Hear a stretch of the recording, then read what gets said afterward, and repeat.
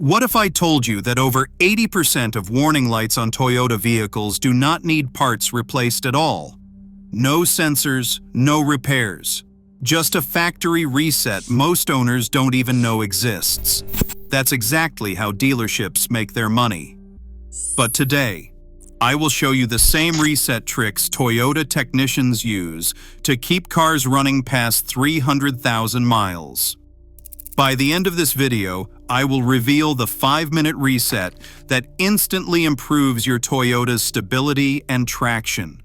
A service dealerships charge $200 for, and that you will do for free. Reset number 1, MAF sensor relearn. So you cleaned or replaced your Toyota's MAF sensor, and now the car feels worse instead of better. The idle is rough. Fuel mileage dropped.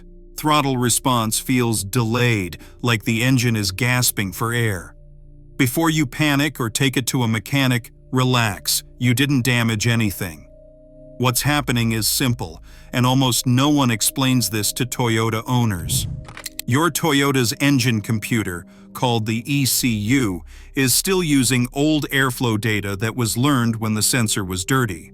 When you clean or replace the MAF sensor, airflow immediately increases, but the ECU does not automatically update those values. The result is incorrect fuel delivery, too rich, too lean, or inconsistent fueling that causes rough idle, hesitation, and poor miles per gallon. That small sensor sits just after the air filter and measures exactly how much air enters the engine. The ECU uses that information to decide how much fuel to inject. When the airflow suddenly changes and the ECU does not relearn, the engine gets confused. Here is the fix that dealerships and mechanics rarely mention, because it does not make them money. First, turn the vehicle off and disconnect the negative battery cable. Leave it disconnected for about 15 minutes. This clears the old fuel trim data stored in the ECU. Next, reconnect the battery and start the engine. Let it idle undisturbed for 5 minutes. No revving, no air conditioning, and do not touch the accelerator. After that, take the car for a 10 to 15-minute drive, mixing stop and go traffic with steady highway speeds. This allows the ECU to relearn proper airflow and fuel balance under real driving conditions. Toyota service documentation actually mentions this adaptation process after intake or sensor service. Once complete, you will notice smoother idle, sharper throttle response, and improved fuel economy almost immediately. This reset should always be done after cleaning the MAF sensor, replacing the air filter, or repairing any intake leaks. Reset number 2, brake light switch reset. If your Toyota suddenly refuses to shift out of park, or your brake lights stop working even though the bulbs are perfectly fine, do not assume you are dealing with a major electrical failure. In many cases, the issue is far simpler and far cheaper than most people realize. The culprit is often the brake light switch. This small sensor is mounted just behind the brake pedal, and it plays a much bigger role than most drivers know. When you press the brake pedal, the switch sends a signal to the vehicle's computer. That signal turns on the rear brake lights, and it also releases the shift lock mechanism, allowing the gear selector to move out of park. After a battery replacement, fuse change, or even repeated hard braking, this switch can move slightly out of position.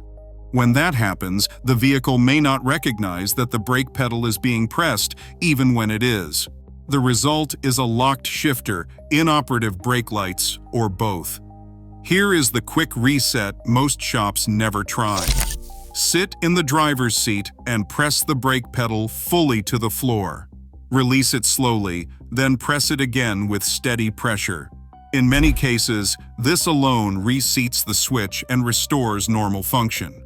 If the problem persists, reach behind the brake pedal and locate the small plastic switch. A slight clockwise or counterclockwise adjustment is often enough to restore proper contact.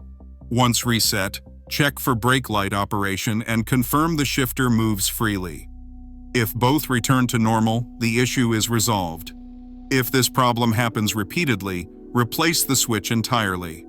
It is typically $10 to $15, and replacing it yourself can save hundreds in unnecessary diagnostics. Reset number 3, throttle body idle relearn. If your Toyota begins idling rough, stalling at stops, or fluctuating RPM after cleaning the throttle body or disconnecting the battery, you are not dealing with a malfunction. You are dealing with lost memory. The throttle body controls how much air enters the engine at idle and during acceleration. Over time, carbon buildup restricts airflow, and the ECU adapts to compensate. When you clean the throttle body, airflow increases instantly, but the ECU is still operating using old idle values.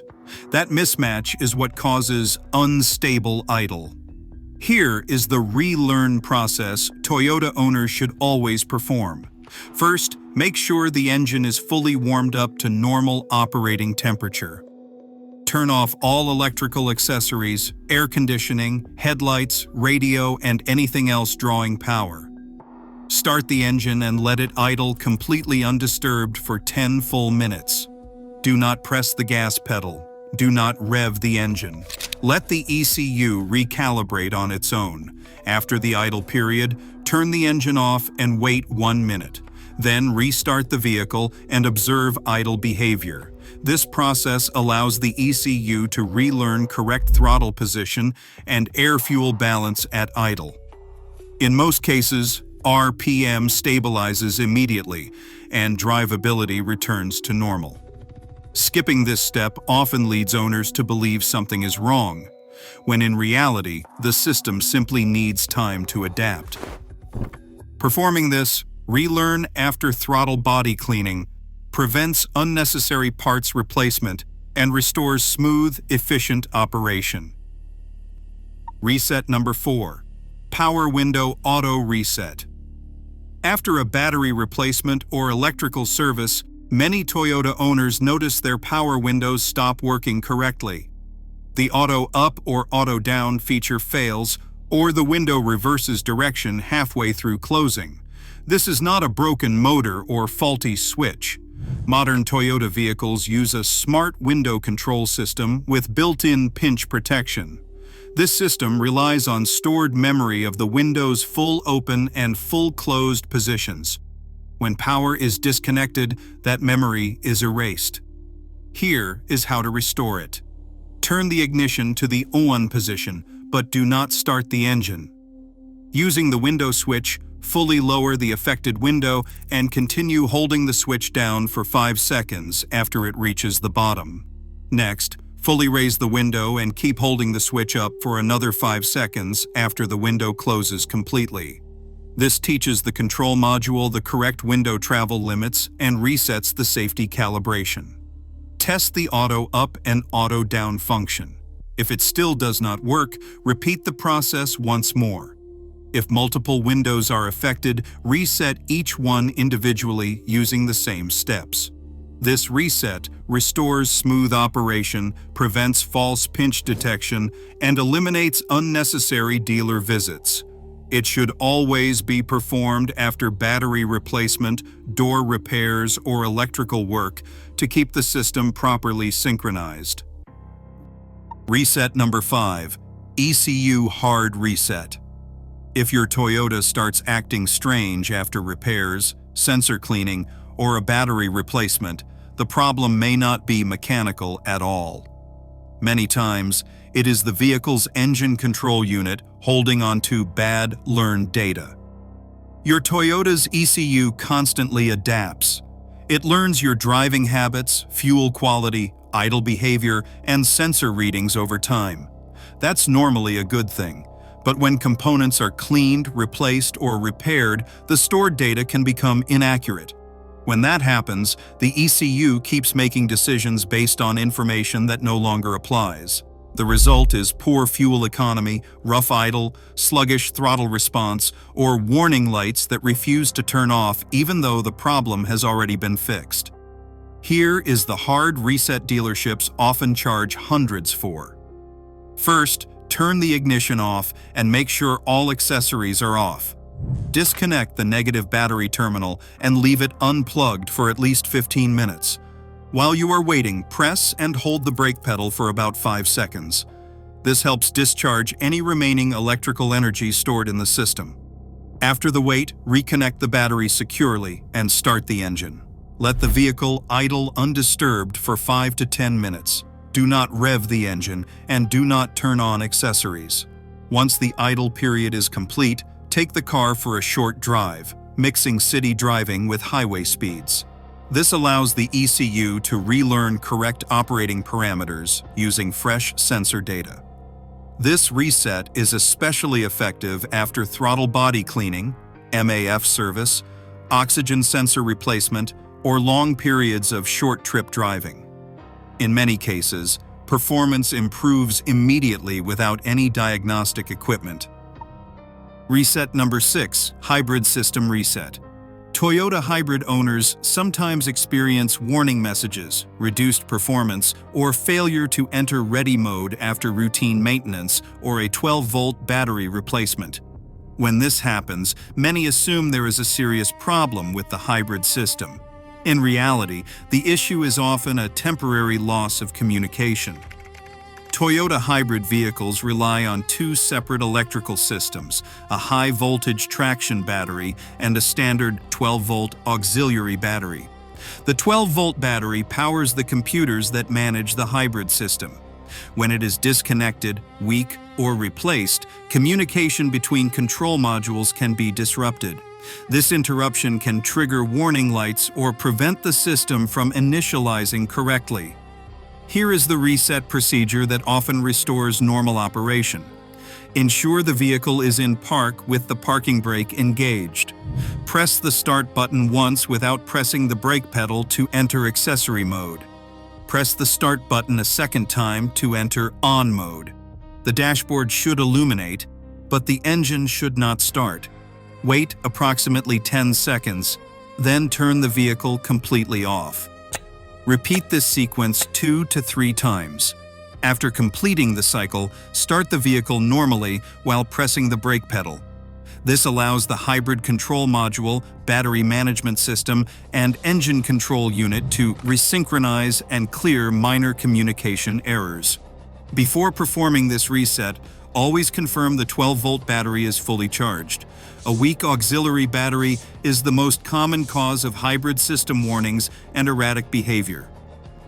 Reset number 7, VSC and Traction Control Reset. If your Toyota suddenly displays a VSC warning, TRAC off, or check VSC system warning, it does not always mean something is broken.